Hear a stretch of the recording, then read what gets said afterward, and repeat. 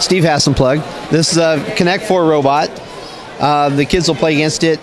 This is actually made out of VexIQ parts, and so it will.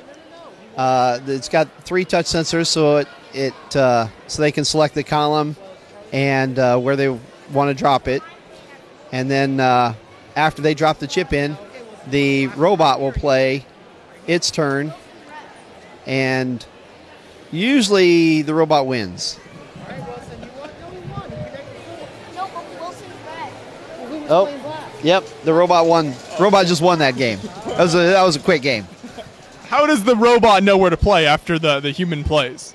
The thing that happens with this is the robot knows where the chips have been dropped, because it's dropping all the chips in the board, so it doesn't actually have to check and see where the chips are. It just knows where each chip has gone in, so it keeps track of that. And sort of like playing blindfolded, it's just really good. It sees all the things. A lot of the times it wins with Connect 4 that nobody sees, because it, again, doesn't really miss those things. Right. Sort of evaluates the whole board, sees where all the possible wins are. It really just looks about 4 moves ahead, which is not very, very far as that goes. That's 2 moves for the robot and 2 moves for you. But then it does a really good job of evaluating all the possible wins. So there's 69 ways you can win on this size board. And so it looks at those and says, every time you drop a chip in, how does that affect your wins or the robot's wins? And it compares those. This particular robot probably took about a week to build. It's my second version out of the Vex. So there's a couple things going on with it. Right now it's ready to start a game, so I can actually select if I want 2 player, but we'll just leave it at 1 player against a computer. And then we'll select the game. So now I can pick the column. So go ahead and pick a column and then hit the red button to drop the chip in. And now it shows blue because it's getting ready for the computer's turn. And then as soon as it's ready again, it'll let you pick another column. And he'll just pick his column and drop it in there. And then it just keeps going. And in just a little bit, it'll start flashing blue. That means the robot won.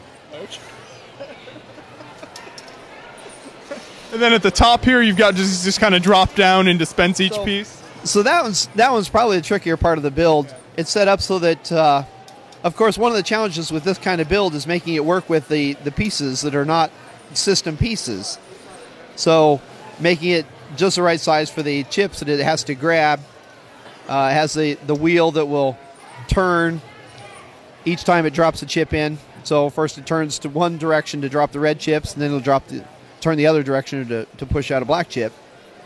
And then just the simple cartridge that holds the chips. Pretty straightforward with the one motor that just tilts.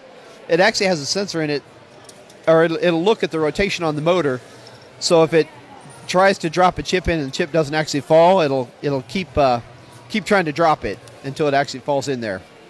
There we are at the end of the game. It kind of shows on the screen. I don't know how well you can see that.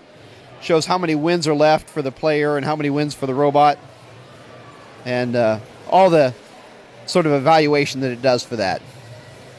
Okay.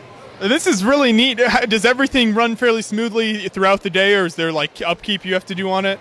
There's really not a lot that this requires. Like I say, I fine-tuned it a bit. Every once in a while it misses when it's trying to spit out a chip up here, because again, getting this gap just right so that just one chip comes out was one of the trickier parts of this. Getting it so that the arms, when they go forward, to push the chip out, so it goes just the right distance and everything. That was probably the trickiest part of it. This one's kind of refined. One of the things that it's set up so that 2 people can actually play against each other. I normally just play so somebody plays against a robot, but I had somebody ask one time if they could play without the robot, which is kind of like playing Connect 4. And so I went ahead and made one where the robot drops all the chips in, and then so it's still kind of entertaining to play, even if you don't use the logic behind it. But then it's pretty simple as far as how it plays. I guess the tricky part's all the logic and how it evaluates the board. We get a lot of kids, they pretty much line up here during the day, and one right after another.